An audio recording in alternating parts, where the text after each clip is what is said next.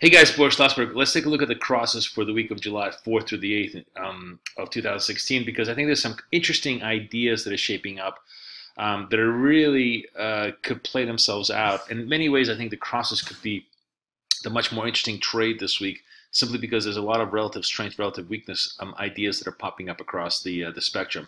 The first order of business I think is worth watching is, of course, the euro strength to pound weakness. I referred to that obliquely when we took a look at the majors, but I think it's important to appreciate the fact that cable crashing towards the 130s on further turbulence in the UK economy really can push euro pound all the way through to 85 to 84, 85 levels, which is fresh highs, and these are fresh multi-year highs. Generally, when we break the fresh highs, you want to pay attention to that, because it means the trend is going to continue. When markets make fresh highs or fresh lows, that is not a time to fade the moves. So that is to sell the rallies or buy the dips. It's a time to really stand with the crowd, because those are big vociferous votes of confidence in the direction, and you want to go in that direction.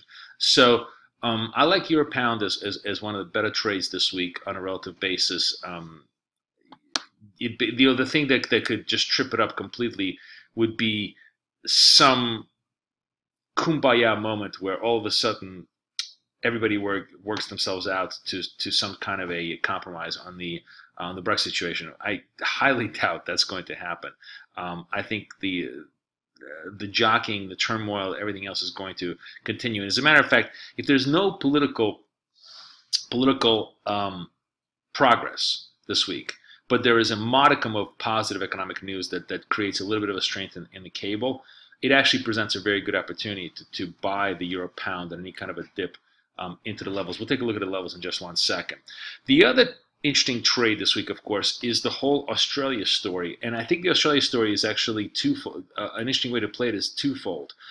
The conventional view is that RBA stays stationary, keeps rates the same. That creates the full, what I call the carry back trade, where the flows into the Australian dollar continue and the Aussie remains strong. And certainly remains strong on a relative basis to the Canadian dollar. And I like the Aussie CAD trade, and that looked like a very good trade. On the other hand, there is this small possibility that, given the Australian election, given Brexit, maybe all sorts of turbulence, maybe the RBA decides to get squeamish, and maybe they offer a much more dovish statement than the market expects. In which case, I think the interesting hedge to sort of being long Aussie CAD is to be short Aussie Kiwi, because that is a trade technically that looks like could break down. In other words, if the Australian dollar does want to dive, this is one place where it looks to be very, very weak on the basis, on the crosses. We'll take a look at the charts in just 1 second to show you what I mean, but let's just take a look at the support levels where I think the things could really play themselves out. So euro pound, the resistance to the 84s, the support to 82s, anywhere underneath that level is very much a buy the dips trade. Aussie CAD is very, very slow moving. The one thing about Aussie CAD you have to appreciate, it's a very slow moving currency. It maybe does 100 points a whole week, but it is nevertheless a slow grind forward, and resistance only comes in at 97.50, about 100 points away. Support right now still lies at 95.50, and it's a good relative strength trade, meaning that money is going to flow into the Australian dollar and not flow into the Canadian dollar because of the yield of the Australian dollar. The hedge to that, the sort of the surprise shocker of this week that could come out, is if the RBA is far more dovish than the market believes.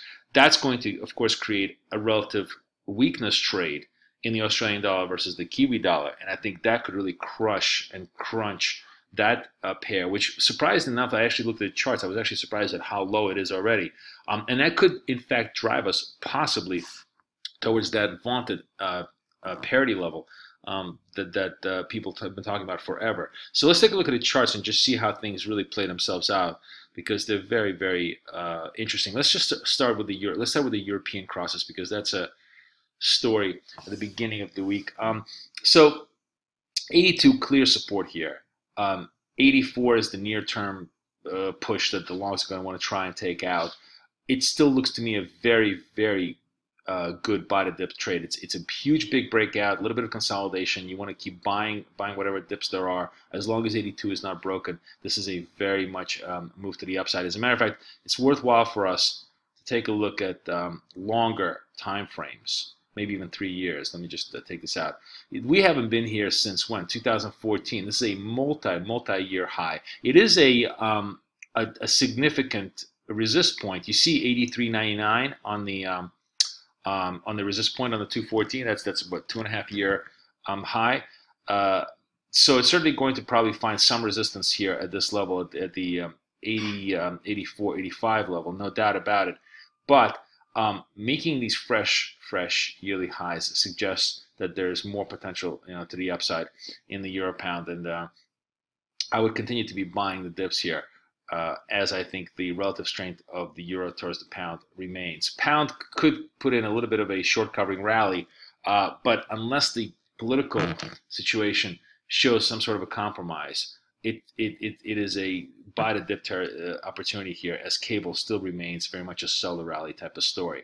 Now, the other relative strength trade that is interesting here, let's come back to a much more granular level because we don't need to go that far back. So 6 months, you can see Aussie CAD, very plodding, very slow, but very clear uptrend, and you really want to stay into this uptrend. This is the relative strength trade that's been in play for quite a long time. A 95.50 is the near-term support here. That's probably a very decent area. Right underneath here is where you probably want to be. You want to place your stop if you get long here on the position. 97 is the big resistance, former support that now is going to act as a big resistance. But if we can break to the upside, it really puts us on that path back up towards parity to the other side. And it's quite possible that, especially if we get this sort of combination of factors where oil starts to compress to the downside, putting more pressure on the Canadian dollar, and the Australian dollar just simply stands still, it creates a very strong possibility for a move all the way out to the 99.50s. Thousands. The flip side of the scenario is if the RBA pulls the rug from underneath everybody and surprises the market by telling them, "Hey, we don't like the situation. We're gonna cut rates soon." Maybe even I really doubt they'll shock the market by cutting rates this week. But if they telegraph the idea that a rate cut is very possible, look at this. This is just a tipping on the edge of apocalypse, right? We're at 104.50, and a break here to the downside really opens up the full potential to the downside. So let me go to a 3-year chart just to kind of see where we're at. You see that the absolute lows here were on the 101s last year, and we've made a full round trip. We took the 113s, we did a double top of the 113s, and now the break here, the 104.50s, really does invite the test of the possible double bottom here at the 101s. So going into the RBA, if you kind of want to do a hedge bet, and it's not a perfect hedge by any means, but at least it's an intelligent hedge, I think. Long Aussie CAD, short Aussie Kiwi.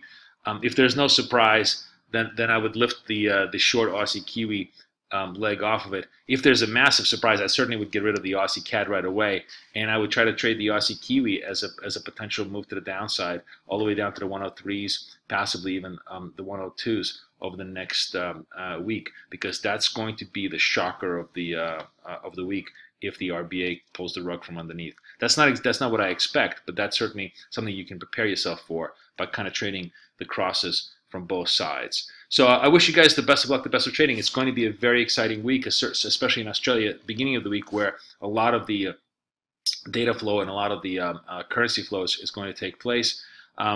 Wish you guys the best of trading. Boris Schlossberg, over and out.